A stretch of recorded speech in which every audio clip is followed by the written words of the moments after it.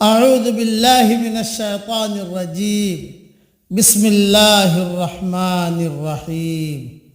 سورہ اعراف کی ایک آیت پڑھ رہا ہوں، آیت نمبر 158۔ قل یا ایہا الناس انی رسول اللہ الیکم جمیعا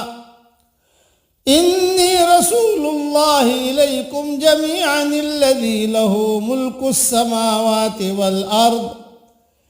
اے پیارے نبی، کہہ دیجئے کہ اے لوگو، بے شک میں اس اللہ کا رسول ہوں تم سب کی طرف جس کی حکومت ہے آسمانوں اور زمین میں۔ لا الہ الا هو یحیی و یمیت، اس کے سوا کوئی معبود نہیں، وہی زندگی دیتا ہے اور وہی مارتا ہے۔ فآمنوا باللہ ورسولہ النبی الأمی الذی یؤمن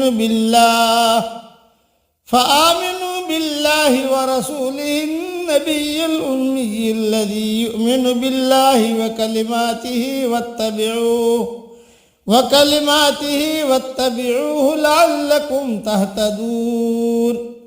پس ایمان لاؤ اللہ پر اور اس کے امی رسول اور نبی پر، جو ایمان رکھتا ہے اللہ اور اس کے کلمات پر، اور اس کی پیروی کرو تاکہ تم ہدایت پاؤ۔ مختصر تشریح سن لیجئے۔ یہ آیت بھی حضرت محمد صلی اللہ علیہ وسلم کی عالمگیر رسالت کے اس بات میں بالکل واضح ہے۔ اس میں اللہ تعالیٰ نے حضرت محمد صلی اللہ علیہ وسلم کو حکم دیا کہ آپ کہہ دیجئے کہ اے کائنات کے انسانوں، میں سب کی طرف اللہ کا رسول بنا کر بھیجا گیا ہوں۔ یوں آپ صلی اللہ علیہ وسلم پوری بنی نوع انسانی کے نجات دہندہ اور رسول ہیں۔ اب نجات اور ہدایت نہ عیسائیت میں ہے، نہ یہودیت میں، نہ کسی اور مذہب میں۔ نجات اور ہدایت اگر ہے، اگر کوئی کامیاب ہونا چاہتا ہے اور کوئی جو ہے منزل پر پہنچنا چاہتا ہے تو صرف اسلام کے اپنانے اور اسے ہی اختیار کرنے میں ہے۔ اس لیے ہم بھی اعلان کرتے ہیں۔ میرے والد صاحب رحمۃ اللہ علیہ میرے مجموعے میں جب بیان کرتے تھے تو یہ آیت ضرور پڑھتے تھے، قل یا ایھا الناس انی رسول اللہ الیکم جمیعا، کہ حضور صلی اللہ علیہ وسلم ساری دنیا کے جو ہے وہ رسول بنا کر بھیجے گئے ہیں۔ ہم بھی کہتے ہیں کہ اے دنیا والو، اللہ کی بڑائی کو تسلیم کر لو۔ دوسرا، اس آیت میں بھی آپ صلی اللہ علیہ وسلم کو نبی الامی کہا گیا ہے۔ یہ آپ کی خاص صفت ہے۔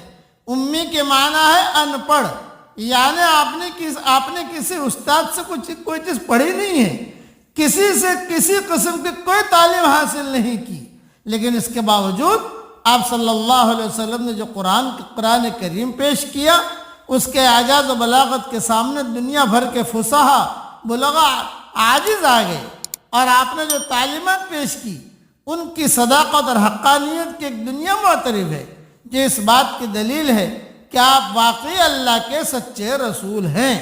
ورنہ ایک امی نہ ایسا قرآن پیش کر سکتا ہے اور نہ ایسی تعلیمات بیان کر سکتا ہے جو عدل اور انصاف کا بہترین نمونہ اور انسانیت کے فلاح اور کامرانی کے لیے ناگزیر ہے۔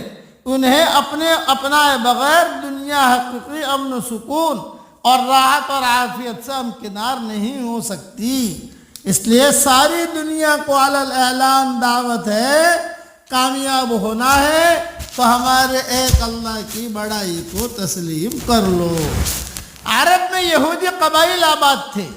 یہ وہ لوگ تھے جن کو یہ فخر تھا کہ ان کے پاس خدا کی مقدس کتاب ہے۔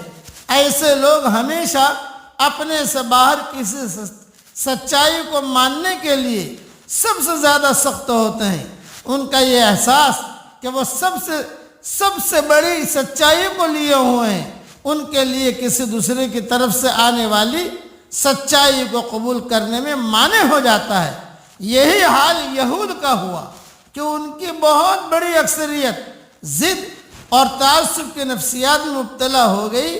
صرف چند لوگ عبداللہ ابن سلام وغیرہ ایسے نکلے جنہوں نے کھلے ذہن کے ساتھ اسلام کو دیکھا اور انہوں نے اپنی دنیاوی عزت کی پرواہ کیے بغیر اس کی صداقت کا اعلان کیا اور اپنی دنیاوی زندگی کو اس کے حوالے کر دیا. عام 2 لوگوں کو دعوت ہے، سارے چودھریوں کو، کہ اسلام کو کھلے دماغ سے دیکھو اور کھلے دماغ سے سوچو اور نفسانیت کے چکر میں مت پڑو اور ایک اللہ کی بڑائی کو تسلیم کر لو اور حضور صلی اللہ علیہ وسلم کے نبی ہونے کو تسلیم کر لو. اللہ تعالی ہم سب کو اس پر عمل کرنے کی توفیق عطا فرمائے. آمین. وآخر دعوانا ان الحمد للہ رب العالمین.